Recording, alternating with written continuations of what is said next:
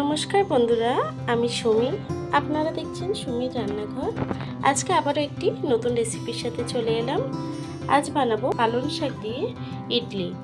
চলুন তাহলে এই সুন্দর রেসিপিটি শুরু করা যাক। তার আগে আপনাদের ভিডিওটি যদি ভালো লেগে থাকে চ্যানেলটিকে সাবস্ক্রাইব করে ভিডিওটি লাইক দিয়ে দেবেন। চলুন তাহলে রেসিপিটি শুরু করা যাক। ইডলিটি বানানোর জন্য প্রথমে একটি মিক্সিং জার নিয়ে নিয়েছি। দিয়ে দেবো পালং শাক। আমি কিছুটা ফ্রেশ পালং শাকের পাতা নিয়ে নিয়েছি। পালং শাকটাকে মিহি করে পেস্ট করে নেব। পালং শাকটা সুন্দর করে পেস্ট করে নিয়েছি। দেখুন, আমি কিন্তু দুটো তিনটে কাঁচা লঙ্কাও দিয়েছি, ওটা দেখানো হয়নি। এখন এটাকে সাইড করে রাখবো। নিয়ে নেবো একটা বাউল। নিয়ে নেবো 2 কাপ সুজি। দেবো 1 কাপ টক দই। দই আর সুজিটাকে একটু মিশিয়ে নেব। এখন দিয়ে দেবো পালং শাকের পিউরিটা। পালং শাকের পিউরিটাকে দিয়েও সুন্দর করে সুজিটাকে মিশিয়ে নেব। দই আর সুজিটাকে সুন্দর করে মিশিয়ে নিয়েছি। পালং শাকের পিউরিটাকেও সুন্দর করে মিশিয়ে নিয়েছি। এখন সামান্য একটু জল দিয়ে দেব।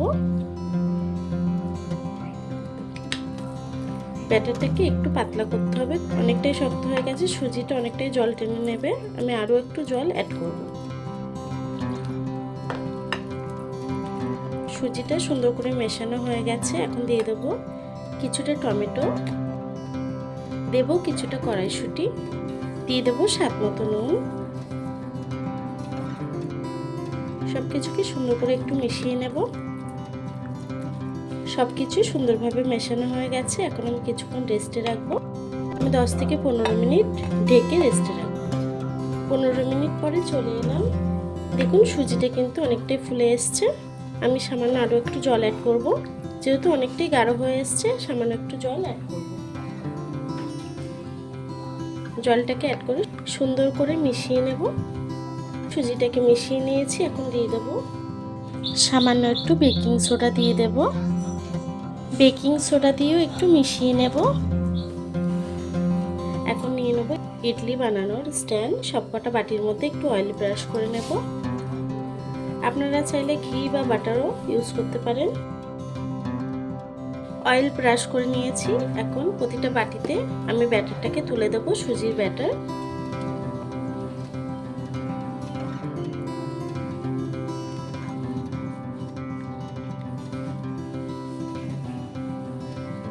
দেখুন, আমি একটা স্ট্যান্ড কিন্তু সাজিয়ে নিয়েছি। এভাবে বাকি স্ট্যান্ডগুলোকে সাজিয়ে নেব, অয়েল দিয়ে নেব।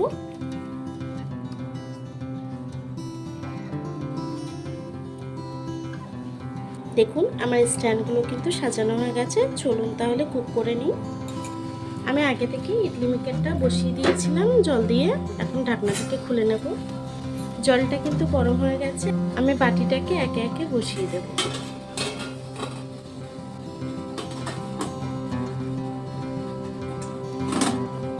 ঢাকনাটাকে লাগিয়ে দেব।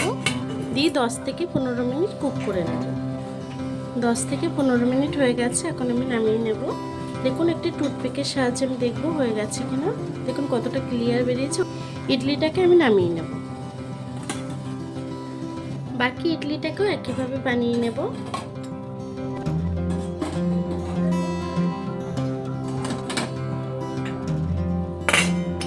এটাকেও 10 থেকে 15 মিনিট কুক করে নেব। দেখুন, বাকি ইডলিটিও কিন্তু সুন্দরভাবে হয়ে গেছে। নামিয়ে নেব। দেখুন বন্ধুরা, ইডলিগুলো কিন্তু খুব সুন্দরভাবে হয়ে গেছে। এখন আমি আপনাদেরকে তুলে দেখাবো।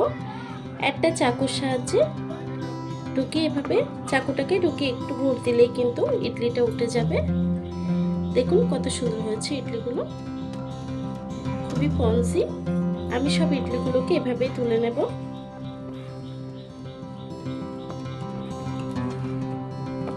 খুব সহজেই কিন্তু ইডলিগুলো উঠে যায়। দেখুন, আপনারা বাড়িতে খুব সহজেই কিন্তু এভাবে ইডলি বানিয়ে নিতে পারেন।